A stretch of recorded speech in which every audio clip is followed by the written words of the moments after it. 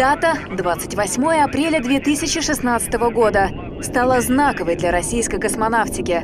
Отныне в нашей стране первый национальный гражданский космодром «Восточный». Полет нормальный. Он стал четвертым космодромом в мире, с которого стартуют ракеты-носители «Союз». Огромная работа, огромные усилия миллионов людей наконец свершились.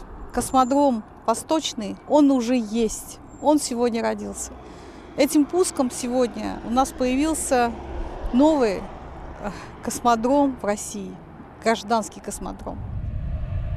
Первую попытку запуска накануне прервала автоматика. За мгновение до старта умная электроника подстраховалась. Опасности для запуска не было, но старт перенесли на раннее утро следующего дня. В соответствии с ГОСТами были проведены все мероприятия, были заменены и кабель, и блок коммутации, и другие устройства, которые могли бы хоть как-то повлиять на сегодняшнюю работу. Это случается. У нас не так часто бывает в нашей стране такие переносы стартов, но у нас есть для этого всегда резервный день. Завершающие работы, заправка топливом и стартовый расчет покинул башню. За 1,5 часа до команды «Ключ на старт» мобильная башня обслуживания отъехала от ракеты. В 5 часов 1 минуту и 21 секунду по московскому времени «Союз» оторвался от Амурской земли.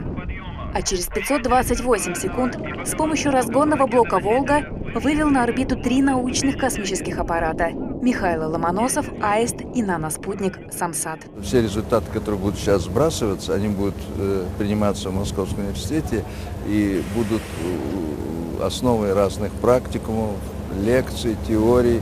И часть из них будет распространяться в другие университеты России. Спутник Ломоносов – детище МГУ и корпорации ВНИЭМ. Предназначен для орбитальных экспериментов по исследованию гамма-всплесков и магнитосферы Земли. Кроме того, это еще и высокие технологии, участие студентов в создании приборов высокотехнологичных. Ведь все, что сделано на борту, делалось в том числе и руками студентов. Космический аппарат дистанционного зондирования Земли «Аист-2D» и мини-спутник «Самсат-218» созданы в Самаре. Там же, где и ракета-носитель «Союз», которая вывела их в космос. Научные спутники – итог сотрудничества Ракетно-космического центра «Прогресс» и Аэрокосмического университета Самары. Название «Аист» придумали не мы. Надо отдать должное СГАУ, то есть нашему Аэрокосмическому университету. И название этих спутников серии «Аист» – это идея Аэрокосмического университета нашего, его руководства. Почему? Потому что и первые аисты простые, и этот аист делается совместно. И делается частично по деньгам еще Министерства образования, частично по субсидии Министерства образования. Еще год назад космодром «Восточный» был похож на гигантскую стройку. Возведение объектов и монтаж оборудования космического комплекса шли одновременно. Можно сказать, новый космопорт России рождался в ускоренных темпах. Я сюда приезжаю очень часто, уже в течение 5 лет. Смотрю, и на моих глазах происходит это становление космодрома.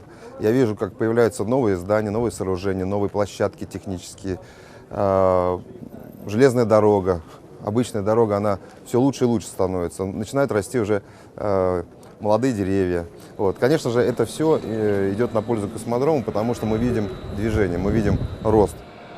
Во время сборки ракеты-носителя и транспортировки космических аппаратов на Восточном используется трансбордер. Это позволяет сократить нагрузки. Трансбордер – это как лифт в обыкновенном жилом доме, который по заданной программе доставляет те грузы, которые мы вывозим со склада хранения ракетных блоков, либо с одного МИГа перевозим в другой МИГ. Главный ориентир космодрома – мобильная башня обслуживания. Это высокотехнологичное многоуровневое сооружение высотой с многоэтажный дом ждет ракету на стартовом комплексе.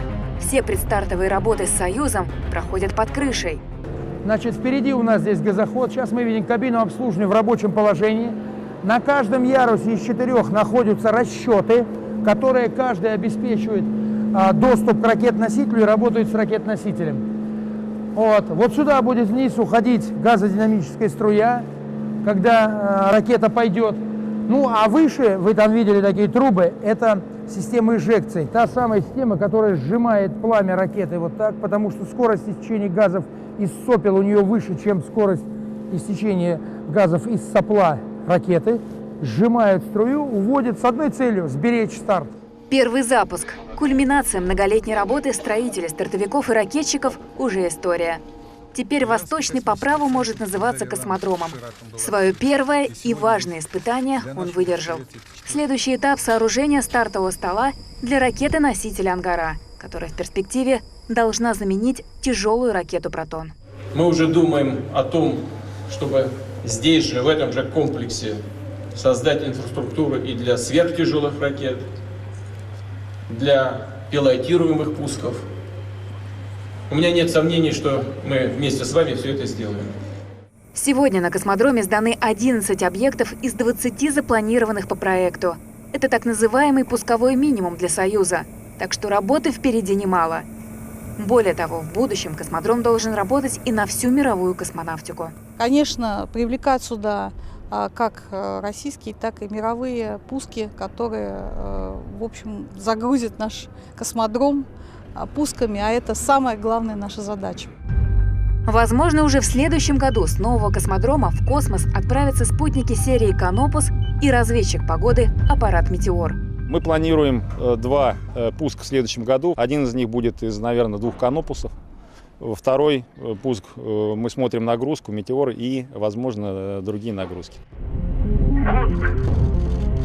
По планам с 2018 года космодром начнет работать в полную силу.